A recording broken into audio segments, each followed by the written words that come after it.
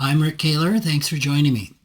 In making choices about money, do you lean toward enjoying the moment or preparing for the future? Would you call yourself or your partner a spender or a saver? We tend to see these contrasting behaviors as source of conflict, especially for couples. Spenders may be seen as either generous or irresponsible, while savers can be viewed as either stingy or responsible. But what if this either or labeling misses the point?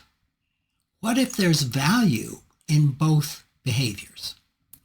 One presenter at the 2025 Nasrudin Project retreat used a tool that I had never heard of before called Polarity mapping. It's a useful way to reframe the issue of spending versus saving. This approach helps us recognize that some of our greatest struggles, either within ourselves or in relationship, are not the problems to solve, but the polarities to manage.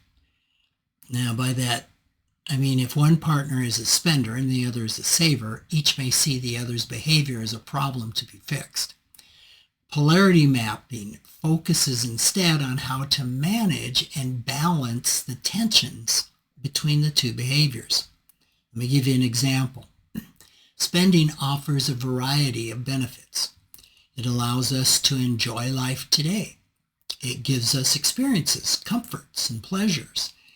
It lets us show generosity to others and invest in things that bring joy.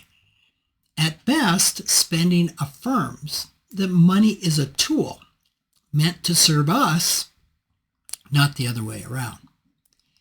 Saving, on the other hand, provides the benefits of security and stability.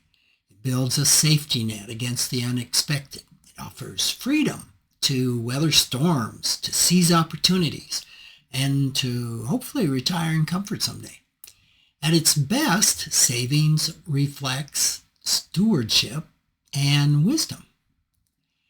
The overuse of either spending or saving, however, quickly turns those benefits into unintended consequences that are often painful. Overemphasize spending and you risk debt, regret, or the stress of living paycheck to paycheck. The joy of today becomes the anxiety of tomorrow. We know that one.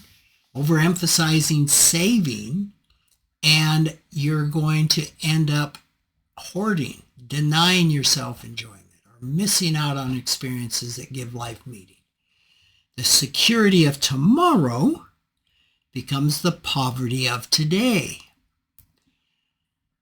So the value of polarity mapping is to help us see that both spending and saving have benefits and both have drawbacks when taken to extremes. The solution isn't to close one and reject the other. It's to embrace both and to notice when we're drifting too far toward one pole or the other. In my work with clients, I often see these polarities alive inside their internal financial systems. What I call the inner parts of us that hold different money beliefs. The spender part says you only live once. The saver part warns you'll never know what could happen. Both of these voices are trying to help. Both have wisdom. Trouble comes when one part dominates and locks the other out of the conversation. Polarity mapping offers a way to maintain an appropriate balance. You can literally map out the benefits of spending, the benefits of saving, and the risks of each. And the early warning signs that you're leaning too far to one side or too far to the other. For example, an early warning of overspending might be feeling guilty after a purchase. An early warning sign of oversaving might be resentment when you pass up an outing with friends. The goal here is not to solve the problem of spending versus saving.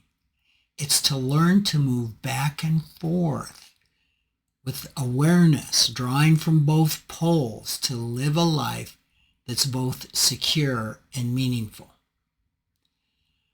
This is why polarity mapping is so useful in personal finance.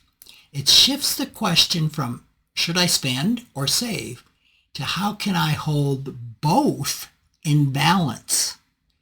It can help us live fully today, even while we prepare for tomorrow. Thanks for listening.